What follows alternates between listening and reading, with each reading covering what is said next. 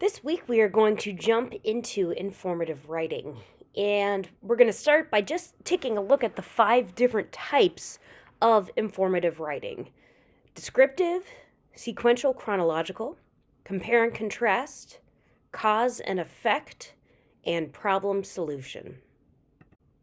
Every day this week, I will offer you a different prompt for a different text structure for informative writing. So today we will start with descriptive writing. I'm hoping that you are keeping a regular journal during this time, documenting how you are spending your days, what kinds of things that you are doing. But just in case you're not, today I'm going to ask you to describe what you are doing on a typical day during this crazy time. What kind of activities are you getting into? How important is food? What kinds of foods that you're eating? Who are you talking to?